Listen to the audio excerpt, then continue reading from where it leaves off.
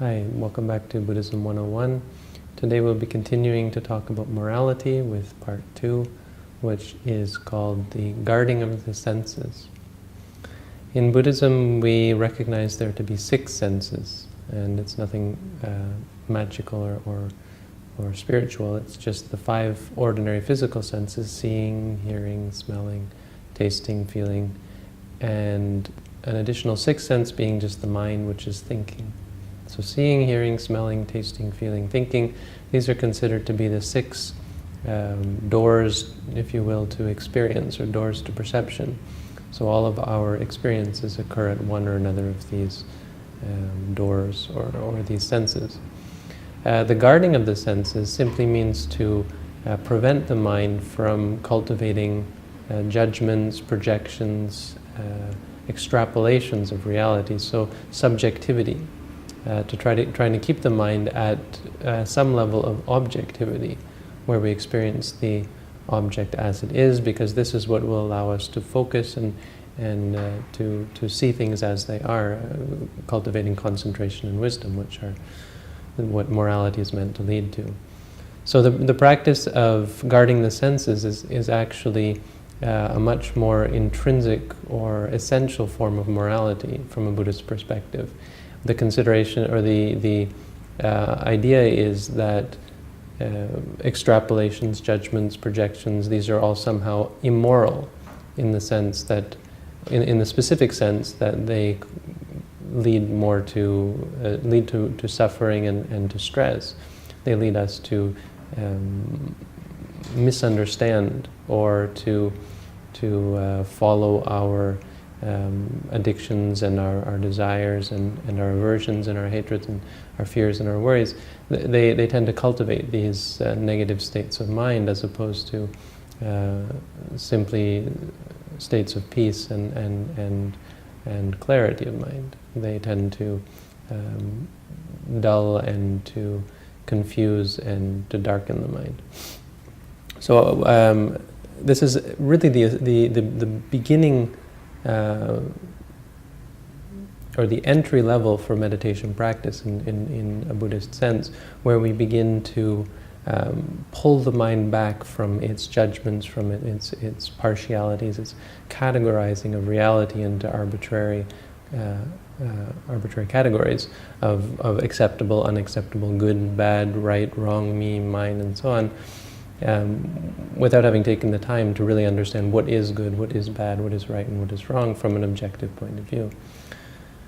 So from this point of view, morality is simply bringing the mind back to reality. It's when you see something, to have it just be seeing; when you hear something, to have it just be hearing and nothing else. So when you experience something, to have it just be experiencing that thing. And this is accomplished by, it's accomplished in many ways. It's firstly accomplished by simply forcing the mind, guarding the mind in the sense of when the mind goes out, bringing it back, saying no, don't, just forbidding the mind to go out. It can be done by clamping the mind down or repressing the desires and so on.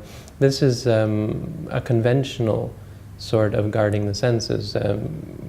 One way is physically, to prevent yourself from giving rise to likes or dislikes. So when you're walking around in the city or driving or whatever, or riding in a car, to not be looking around, sightseeing or trying to take in what's going on around you, to not allow yourself to see the things that would create desire or aversion or worry or fear or so on.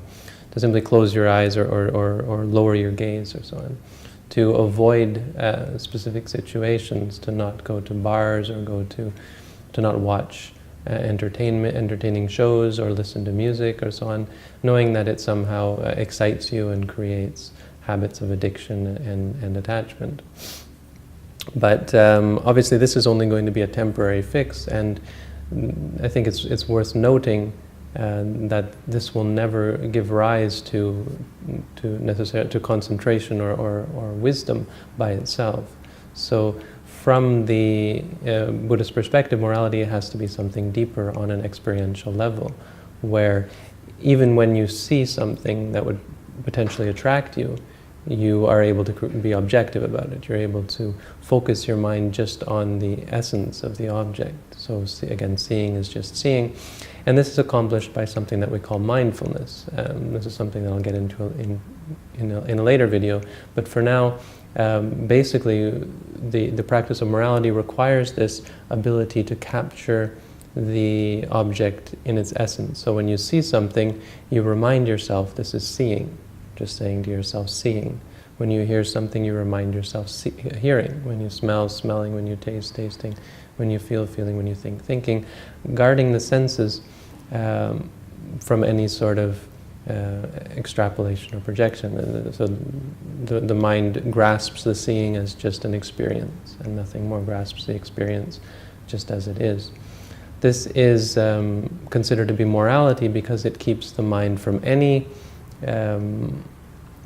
judgment that would cause one to perform any immoral deed. So any speech that is done, that is performed as a result of our experiences is therefore pure. Any actions that are performed as a result of our experience of the world are therefore pure and objective.